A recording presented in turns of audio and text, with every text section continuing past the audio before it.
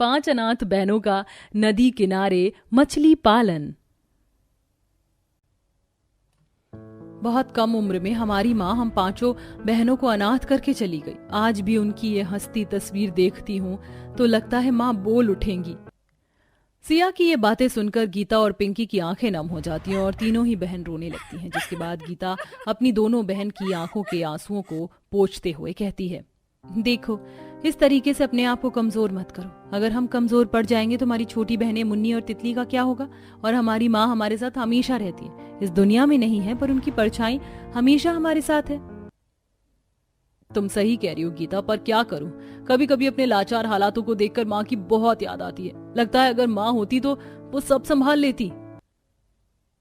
देखो इस तरीके से हिम्मत मत हारो, हम तीनों ही अब एक दूसरे के माँ बाप हैं और एक दूसरे का सहारा, और इसी सहारे के साथ हमें अपनी 2 छोटी बहन को पालना है। माँ के गुजर जाने के बाद मुन्नी और तितली की बड़ी बहन गीता, सिया, पिंकी लोगों के घरों में बर्तन मांजने का काम करती थी और उन्हीं पैसों से अपनी छोटी बहन मुन्नी और तितली को पढ़ा लिखा रही थी। एक दिन मुन्नी और तितली स्कूल से घर आकर कहती हैं, गीता दीदी मेरे स्कूल की ड्रेस की कमीज पूरी तरीके से फट गई है, मुझे नई ड्रेस दिला दो ना। सब लोग मेरी इस फटे ड्रेस को देखकर मेरा मजाक बनाते हैं। लाओ इधर दो, गीता दीदी को परेशान मत करो, अपनी स्कूल की कमीज मुझे दो, मैं इसे सिलकर पहले की तरह नई कर देती हूँ। नहीं नहीं नहीं, मुझे अब नया ड्रेस ही चाहिए। आप हर बार मेरी इस कमीज को सिलकर मुझे पहना देती हो। अच्छा ठीक है बाबा, अभी कुछ दिन पहन लो, फिर मैं तुम्हारे लिए तुम्हारी नई स्कूल की ड्रेस खरीद कर लेकर आऊंगी। पक्का प्रॉमिस? चलो फिर पिंकी प्रॉमिस करो कि आप मेरे लिए नई ड्रेस लेकर आओगी। अब सिया मुन्नी के छोटे छोटे हाथों में उंगली फंसाकर पिंकी प्रॉमिस करती है, जिसके बाद वह मुन्नी की स्कूल की कमीज को सुई धागे से सिलने लगती है। दूसरी तरफ गीता और पिंकी खाना बनाकर सबके लिए खाना परोसती हैं। सिया, अगर मुन्नी की कमीज सिल गई है तो आओ खाना खा लो, खाना ठंडा हो रहा है। सभी लोग जमीन पर बैठकर दाल, चावल, सब्जी, रोटी जैसे आहार को खा रहे होते हैं। तभी तितली कहती है, दीदी मुझे ना मछली खाने का मन कर रहा। आज स्कूल में ना दादी माँ की चटपटी मछली वाली कहानी सुनाई थी। उसमें ना दादी माँ ने बहुत टेस्टी मछली की सब्जी बनाई थी अपनी पोती के लिए। तब से मुझे भी मछली खाने का मन कर रहा है, खिला दो ना। देखो अभी थोड़े पैसों की दिक्कत है और बाहर बाजारों में मछली बहुत महंगी मिलती है। जब मेरे पास थोड़े पैसे इकट्ठे हो जाएंगे तो मैं पक्का तुम्हें अपने हाथों से चटपटी मछली बनाकर खिलाऊंगी। अब हर दिन मुन्नी और तितली अपनी बड़ी बहनों से छोटी मोटी चीजों की डिमांड करती है, लेकिन घर की आर्थिक स्थिति खराब होने की वजह से पिंकी, सिया, गीता चाहकर भी मुन्नी और तितली की हसरतों को पूरा नहीं कर पाती थी, जिस वजह से उन्हें बहुत तकलीफ होती थी। तभी एक रात जब 5 अनाथ बहनें अपने फूस के घर में चद्दर ओढ़कर सो रही थी, तभी अचानक तेज तेज आंधी तूफान आने लगता है, बारिश पड़ने लगती है, ओले गिरने लगते हैं और उस आंधी तूफान में 5 अनाथ बहनों का वो फूस का घर टूट कर बिखर जाता है। गीता, सिया, मुन्नी और तितली को संभालो। तितली, मुन्नी तुम ठीक तो हो ना? तुम्हें कहीं चोट तो नहीं आई? नहीं, मैं बिल्कुल ठीक हूँ, लेकिन हमारा ये घर ये कैसे टूट गया? अब हम क्या करेंगे दीदी? हे भगवान, हम 5 बहनों को अब और कितने बुरे दिन दिखाएगा। हमसे हमारी माँ तो छीन ही ली तूने, अब उनका ये पुश्तैनी घर जो आखिरी निशानी था, आज तूने हम 5 अनाथ बहनों से उनकी आखिरी निशानी भी छीन ली। 5 बहन रात को अपनी टूटी झोपड़ी से निकलकर नंगे पांव भूखे प्यासे सड़क पर घर की तलाश में निकल जाते हैं। काफी दूर चलते चलते वो लोग थक जाते हैं, लेकिन उनका रहने का आसरा कहीं नहीं मिल पाता। तभी अचानक से तितली के पैरों में एक कांटा चुभ जाता है। मम्मा, मेरे पैर। अरे सिया, तितली के पैरों से तो खून आ रहा है, इसके पैरों पर तुरंत कुछ एंटीबायोटिक लगाना होगा, नहीं तो ये जख्म और गहरा हो जाएगा। यहाँ इस सुनसान जंगल में एंटीबायोटिक चीज क्या मिलेगी? ठहरो, घबराओ मत, वहाँ देखो, वहाँ पर नीम का पेड़ है। नीम की डलियों से कुछ पत्ते तोड़कर उसे पीस कर तितली के पैरों पर लगे जख्मों पर लगा देते हैं, इससे उसे किसी भी तरह की सेप्टिक प्रॉब्लम नहीं होगी। पिंकी पास के नीम के पेड़ से पत्तों को तोड़कर उसे अपने हाथों से रगड़ रगड़ कर बारीक करके अपनी छोटी बहन तितली के पैरों पर जख्म पर लगाती है और फिर से 5 अनाथ बहन चलना शुरू करती है। कुछ देर बाद भूखे प्यासे इतनी दूर चलते चलते मुन्नी को बहुत तेज भूख लगती है। बड़ी दीदी, मुझे बहुत तेज भूख लग रही है, मेरे पेट में दर्द हो रहा है और चक्कर भी आ रहे हैं। अब मुझसे एक और कदम नहीं चला जाएगा। अच्छा रुको, घबराओ मत, मैं कुछ इंतजाम करती हूँ, तब तक थोड़ा थोड़ा चलने की कोशिश करो। अब धीरे धीरे पांचों अनाथ बहन चलते चलते एक बहुत बड़े कचरे के खान के पास आती हैं, जहां एक बड़े से डस्टबिन के पास कुछ रोटियां फेंकी हुई होती हैं। उन रोटियों को देखकर पिंकी उन्हें उठा लेती है और अपने दुपट्टे से साफ करके अपनी छोटी बहन मुन्नी को खिलाती है। ये ले मुन्नी, तुम्हें भूख लग रही थी ना, ये लो, ये रोटियां हैं, इन्हें खा लो। दीदी आप भी खाओ ना हमारे साथ। अब पांचों अनाथ बहन उन रोटियों में से एक एक टुकड़े को खाती हैं और फिर से चलना शुरू करती हैं। अब चलते चलते पांचों बहन गांव के एक बहुत बड़ी नदी किनारे के पास पहुंचती हैं। हो देखो दीदी, यहाँ पर कितनी बड़ी नदी और कितनी ठंडी हवाएं चल रही, कितना सुकून मिल रहा है ना यहाँ पर। गीता, पिंकी, तितली सही कह रही है। कल रात से चलते चलते मेरे पैर भी बहुत ज्यादा जख्मी हो गए हैं, इन पर छाले पड़ गए हैं। चलो थोड़ी देर इसी नदी किनारे बैठ जाते हैं। पांचों बहन आकर जैसे ही नदी किनारे बैठती हैं कि तभी वहाँ पर उन्हें कुछ मछलियाँ तालाब के बाहर चटपटाती हुई दिखती हैं। देखो दीदी, ये मछली तो नदी से बाहर आ गई और चटपटा रही है। अरे नहीं, ये मछली तो तालाब से बाहर आ गई है, अब हम इसे पकाकर खा सकते हैं, मजा आएगा। नहीं तितली, ये मछली जख्मी है, इसको हमारी मदद की जरूरत है। पांचों अनाथ बहन नदी किनारे अपनी नजरों को घुमाती हैं, जहां नदी बहुत ज्यादा गंदी हो रही थी। उसके ऊपर खाने पीने का रैपर, प्लास्टिक की बोतल, कूड़ा कचरा फेंका हुआ होता है, जिसे देखकर पिंकी कहती है, उस रात आई आंधी की वजह से नदी का पानी बहुत ज्यादा गंदा हो गया और दूषित पानी होने की वजह से ये मछलियां नदी से निकलकर बाहर आ गई। एक काम करते हैं, नदी के इस तरफ के हिस्से को साफ कर देते हैं ताकि ये मछलियां पानी में आराम से रह सकें। अब पांचों अनाथ बहन मिलकर नदी के एक तरफ की साइड के सभी कचरों को उठा उठा कर फेंकती हैं और उस जख्मी मछली को पानी के अंदर छोड़ती हैं, जिसके बाद वह मछली पानी के लहरों के साथ तैरने लगती है। अरे वाह दीदी, देखो वो जख्मी मछली नदी में कैसे डुबकी लगा रही है, दुबक दुबक दुबक करके। पानी को साफ किया तो ये मछलियां फिर से तैरने लगी। इसका मतलब ये पानी दूषित है। चलो इस पूरे पानी को साफ कर देते हैं ताकि इस नदी किनारे की मछलियां अच्छे से इस पानी के अंदर रह सकें। अब पांचों अनाथ बहनें पल भर में उस दूषित नदी को साफ कर देती हैं, जिसके बाद नदी का पानी चांदी की तरह चमकने लगता है और मछलियां भी उसमें डुबकियां लगाकर तैरने लगती हैं। इसके बाद पांचों बहन अपनी माँ की तस्वीर लेकर इस नदी किनारे बैठ जाती हैं। पानी कितना सुंदर लग रहा है ना, चांदी की तरह चमक रहा है इस नदी का पानी। लेकिन अफसोस, हमें रहने की अब भी कोई दूसरी जगह नहीं मिली। 2 दिन हो गए भटकते भटकते, लेकिन कोई घर नहीं मिला। माँ का वो पुश्तैनी घर भी हमसे छिन गया। क्या करें, कहाँ जाएं? पांचों अनाथ बहनें दुविधा में होती हैं। उनकी आशा अब निराशा में बदलती जा रही थी। तभी चांदी की तरह चमचमाती हुई नदी के अंदर से एक सुनहरी मछली निकलती है, जिसमें से एक सुनहरा प्रकाश और दिव्य आवाज निकलती है। क्या हुआ, तुम पांचों बहनें उदास क्यों हो? तुम्हारी आंखें नम क्यों हैं? माँ, कौन है यहाँ? डरो मत बहनों, मैं हूँ सुनहरी मछली। तुम बोल सकती हो? अरे मछलियाँ भी बोलती हैं। मैं कोई साधारण मछली नहीं, एक जादुई मछली हूँ और यहाँ तुम्हारी मदद करने आई हूँ। तुमने इस दूषित नदी को साफ करके इस नदी की सभी मछलियों की जान बचाई है। अब मेरा फर्ज है कि मैं तुम्हारे लिए कुछ करूं। तुम्हारे हाथ में तुम्हारी माँ की ये तस्वीर देखकर लगता है कि तुम पांचों अनाथ हो। सही समझा, हमारा इस दुनिया में कोई नहीं है और एक घर था, वो भी हम खो बैठे इस प्रकृति आपदा की वजह से। चिंता मत करो, तुमने हमारी बहुत बड़ी मदद की है। अब मैं तुम्हें एक सुंदर सा घर दूंगी जिसमें तुम पांचों बहनें आराम से रह पाओगी और यहाँ रहकर तुम इस नदी किनारे मछली पालन का काम भी कर पाओगी। सुनहरी मछली के जादू से एक बंजर जमीन पर तेज प्रकाश निकलता है और वहाँ एक सुंदर सा घर बनकर तैयार हो जाता है। वाह कितना सुंदर घर है, ऐसा घर तो मेरी किताबों की कहानियों में होता है। जादुई मछली, तुम तो बहुत अच्छी निकली। शुक्रिया मेरी नन्ही सी जान, अब मैं चलती हूँ, अपना ख्याल रखना। पांचों अनाथ बहनें नदी किनारे बने उस घर के अंदर जाती हैं। घर बहुत ही सुंदर होता है, घर में किसी चीज की कोई कमी नहीं होती। अब देखते ही देखते पांचों बहन उस नदी किनारे मछलियों का पालन शुरू करती हैं और मछलियों को लेकर बाजार में बेचती हैं। इसके बाद उनके पास एक व्यापार भी हो जाता है और आर्थिक तंगी भी खत्म हो जाती है। आओ पोता बहू, घर के अंदर आओ, इसे अपना ही घर समझो। अगले दिन सुबह गुंजन अपनी पहली रसोई का खाना बनाने रसोई में आती है, जहां बहुत सारे बेसन के कट्टे रखे हुए होते हैं और कुछ कट्टों में अलग अलग तरह के चावल रखे हुए होते हैं। बाप रे, ये रसोई में इतना सारा बेसन का कट्टा क्यों रखा हुआ है और ये इतने तरह के चावल क्यों रखे हुए?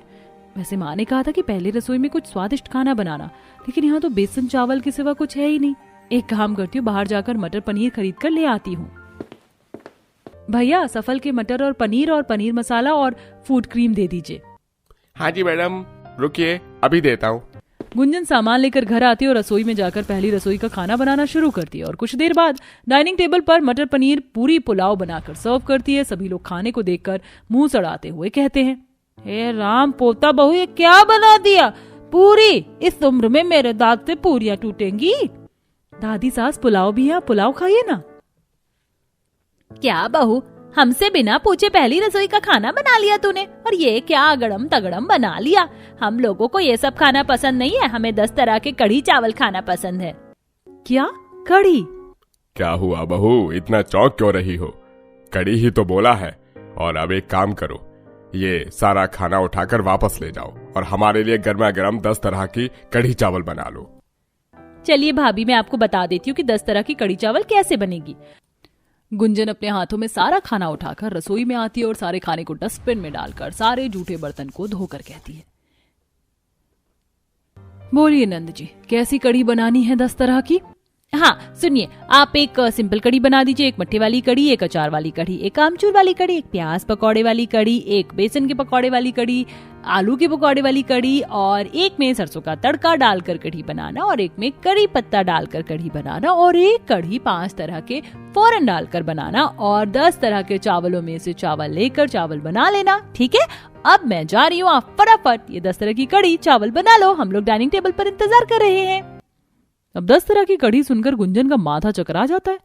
हे भगवान, ये कैसे ससुराल वाले हैं, इतनी कढ़ी कौन खाता है? अपने पीहर में तो सिर्फ एक ही कढ़ी जानती थी मैं। अब गुंजन अलग अलग भगोने में तरह तरह के बेसन के घोल बनाती है, कुछ सब्जियों को काट कर उनके पकौड़े तलती है और 10 तरह की कढ़ी बनाकर डाइनिंग टेबल पर सभी परिवार को सर्व करती है। ये 10 तरह की कढ़ी डाइनिंग टेबल पर देखकर जो मजा आया है ना, वो तुम्हारी मटर पनीर और दाल मखनी को देखकर जरा भी नहीं आया था बहू। सॉरी पिताजी, मुझे पता नहीं था कि आप लोगों को सबसे ज्यादा कढ़ी पसंद है। वैसे कढ़ी तुमने बहुत स्वादिष्ट बनाई है। हाँ भाभी, भैया सही कह रहे हैं, लेकिन जिस हिसाब से मैंने आपको बताया था और आपकी शक्ल पर जो 12 बजे थे, मुझे नहीं लगा था कि आप 10 तरह की कढ़ी चावल इतनी स्वादिष्ट बना लोगी। अब सभी लोग कढ़ी को खाकर गुंजन की बहुत तारीफ करते हैं और उसके बाद सभी अपने अपने काम में लग जाते हैं। वहीं गुंजन 10 तरह की कढ़ी बनाकर बहुत ज्यादा थक जाती है, इसीलिए वह बिना कुछ खाए अपने कमरे में जाकर आराम करने लगती है। तभी देर शाम लंच में 10 तरह की कढ़ी बनाकर मेरी हालत बहुत ज्यादा खराब हो गई। अब रात के डिनर में कुछ हल्का बना लेती हूँ। अब जैसे ही कुकर में दाल की सीटी बजती है, तभी सोफे पर बैठी सुधा और गायत्री कहती है, हाँ दैया, ये हमारे घर में सीटी की आवाज कहाँ से आ रही है? हमारे घर में तो कुकर में कुछ नहीं बनता, कढ़ी तो कढ़ाई में ही बनती है, जरा देख कर आना गायत्री। माँ जी, मैं अभी देख कर आती हूँ। गायत्री रसोई में आती है तो वह देखती है कि गुंजन ने कुकर में दाल चढ़ा रखी और पतीले में चावल, जिसे देख गुंजन भड़कते हुए कहती है, ये क्या कर रही हो बहू? तुमने किससे पूछकर ये कुकर में दाल चढ़ाई है?